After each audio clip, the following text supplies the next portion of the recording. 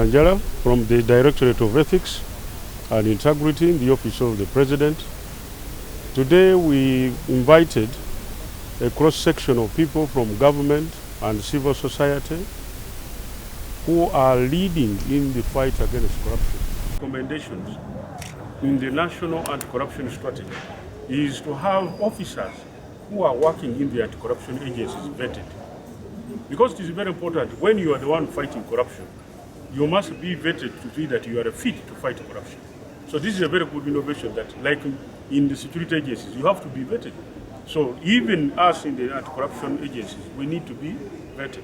I think that's a good initiative. This is part of the first dialogue sessions we are holding. We are going to take this in the regions. We are going to meet all the leaders, the civil society, and the representatives of the leaders to dialogue over these initiatives and strategies. Every day corruption is changing, and you must up your game on your strategies. As you are busy moving in this area, corruption is changing. First, you now are looking at cyber corruption. So these are areas now. We also need to listen to the Wananchi to tell us that, fine, you brought the online declaration of assets, but it is not helping us. Then they give you feedback, you go back, and you change. Otherwise, when you sit and you are comfortable in your office that what you put in place is working, I think you are lying yourself. That's what we're trying to do. The mandate of the Directorate of Ethics and Integrity in the Office of the President is to coordinate the national efforts to fight against corruption. Now, for us, our focus is on strengthening the interagency forum, which is the coordination arm for the anti-corruption agencies, for more effective results. Now, we are going to focus on the following.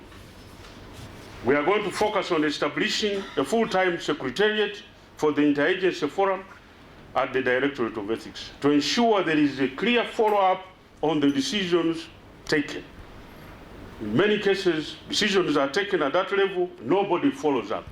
We need a team that can be dedicated to follow up on this.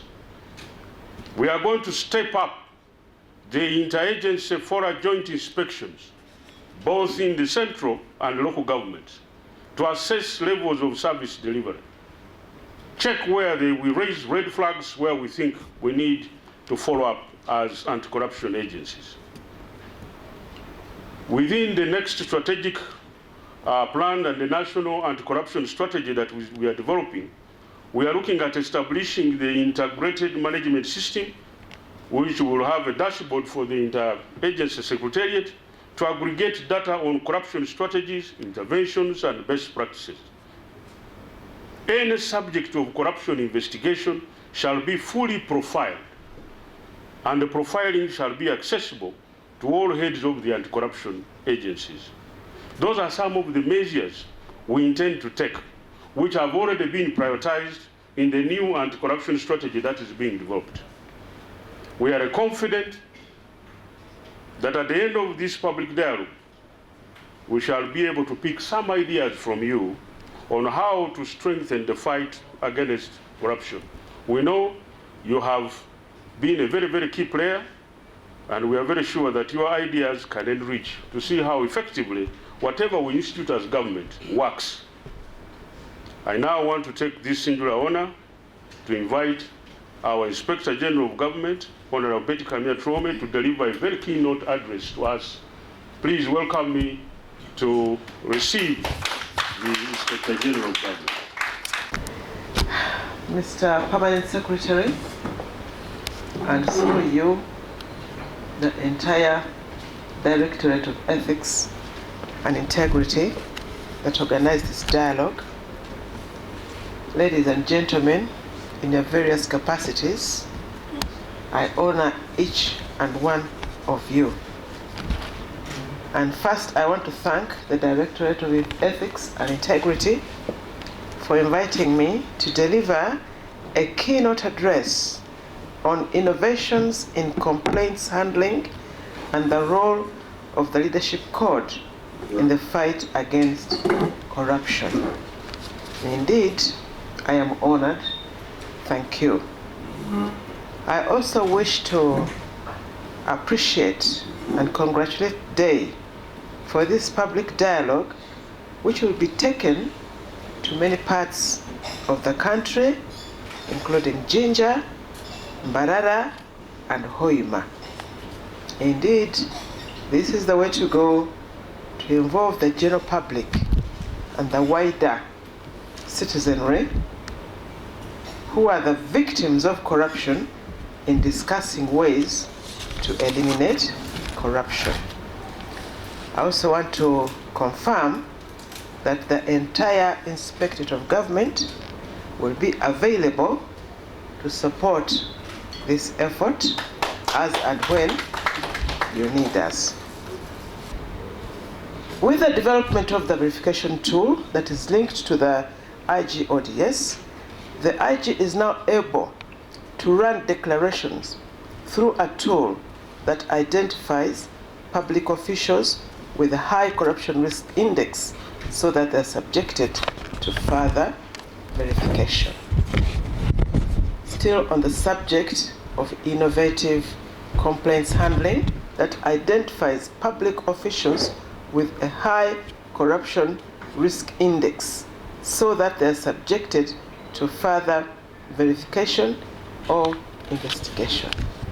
The system is designed to raise red flags whenever it gets a shock, it raises red flags. For instance, if on your account you have been banking your 5 million shillings per month, which becomes to be known as your salary, then suddenly you bank 100 million, the system gets a shock and alerts us and raises a red flag and says, oh, this man, where is he getting? And then it helps us to, working of course with financial intelligence authority. The system is built in with the shock absorbers and all those shock systems that can tell. If, for instance, you had last season, you built you declared 2 houses worth 700 million shillings, and this time around you declare 1 house worth 300 million shillings, the system gets a shock because it is not seeing you in URA. If you sold a house, how come we're not seeing you in a URA? Then the system raises a red flag. Check with URA whether this minus 300 is known by URA. So the system works to raise flags and alert. It's a really good system, but we'd still like to know whether the users also find it friendly. There are many people who have a lot of information, but for some reason they keep it inside. People don't want to be exposed. People don't want to be challenged. People don't want to be taken on. So people keep information to themselves. But if you provide a platform or a channel through which you can receive this information, it encourages civic participation. We also have a case management system database. And to improve internal efficiency, tracking and accountability in complaint handling, we have developed and rolled out the case management system, which is an advanced case management system that supports the life cycle of a complaint from receipt to closure. It allows for real-time tracking of complaints, improved coordination across directorates and regional offices, seamless documentation and evidence storage, and generation of reports for management decision-making and stakeholder engagement. This system has vastly improved our ability to respond to complaints promptly and to ensure that no case falls through the cracks. We also have an online declaration system. I'm sure many of you have used this or should have used this, because if you haven't, then you are outside the law. The online declaration system is another landmark innovation, and the system was also used to receive declarations from public officers following the Leadership Code Act amendment in 2021. You can imagine what would happen along Parliament Avenue if everybody had to come, So this system is used to receive declarations from public officers following the Leadership Code Act amendment of 2021. This system also enables public officials to declare their income. I've already said that. By automating the process, the system improves accuracy, enhances user compliance, and significantly eases the monitoring and verification workload for our officers. More importantly, the system contributes to preventive accountability, encouraging leaders to uphold transparency before violations occur, and helping the public hold their leaders to ethical standards. And of course, minimization of human-to-human interaction is always in the right way to still reducing on corruption. So what is the role of the Leadership Code in fighting corruption? Chapter 14 of the Constitution of the Republic of Uganda provides for the establishment of the Leadership Code of Conduct. The Leadership Code of Conduct Act, Chapter 33, was enacted to bring into force the provisions under Chapter 14 of the Constitution. The Leadership Code Act provides for the minimum standard of behavior and conduct of leaders. It requires leaders to declare their income, assets, and liabilities, puts in place effective enforcement mechanisms aimed at ensuring the promotion and maintenance of honesty, impartiality, and integrity in public office, including the protection of public funds and other public property. This is where it's very important to get the public buy-in. The Leadership Code of Conduct Act can only be effectively implemented and will deliver best results if it is implemented or managed between the enforcers and the general public. Because at the end of the day, when people acquire property illicitly or otherwise, it is the neighborhood watch policy or system that would eventually do the watchdogging. The Inspector of General Government or SHACU or CID or DAY or any of you institutions where you are, you cannot know everything that happens throughout the country. If somebody, government official, builds a house, takes some money, helps himself to money from public coffers, and builds himself a hotel in Karamoja, Nakapiripirit, how will I, the Inspector General of Government, know that? But the neighbor will know. So if the neighbor is sensitized to be a good citizen and practice good citizenship and neighborhood watch, then the neighbor will be interested to know, but where did my neighbor get the money to build this hotel? And through these online engagements, the neighbor can take a picture and send it to us, even post it on social media. And those are the other alerts that are built in the system by empowering civic participation.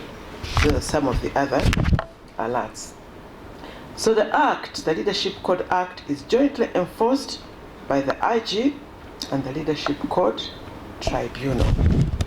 Leaders and public officers are required to submit declarations detailing their income, which includes salary, allowances, dividends, cash at hand above 5 million, and other sources of income. Assets, which include underdeveloped and developed land, personal residence, commercial properties, forests, farms, securities, bank accounts, motorcycles, debtors, and even other assets like boats need to be declared. Liabilities, which include loans and creditors, should also be declared. The declarant is also required to declare income, assets, and liabilities in which she or he has an interest, beneficial ownership. Declaration of income, assets, and liabilities by leaders and public officers are a key anti-corruption tool that promotes transparency, accountability, and ethical conduct in public service. They help in detection and deterrence of illicit enrichment, identification of conflicts of interests, monitoring of changes in wealth that may signal corruption or abuse of office, building public trust by holding leaders to a high standard of integrity, and providing a basis for lifestyle audits, investigations, asset recovery, and disciplinary action where necessary. Chinese are simple-minded. The public are or unaware of what level of how they are victims of corruption. That is, and when somebody becomes rich quickly, they start praising them. Omugago omuto. Even when you are young, they call you Mzee, Kapo. They don't care how you got rich. They glorify corruption. So in the war against corruption, it's extremely important to work on the mindset of the people. That people must understand that corruption is taking away from them, is taking their medicine, is taking their roads. When that famous clip went around where I told people that me, I don't even feel the roads, some people felt offended, but I was telling the truth. So, today I appreciate this public dialogue, and I encourage that you take it out to the public and tell them that they are victims of corruption. And they are the first call of the war. They should be the foot soldiers in this war against corruption. So let today's dialogue inspire concrete actions, new partnerships, and shared resolve to build a Uganda that is just, transparent, and corruption-free. Thank you for your attention, and I say all this for God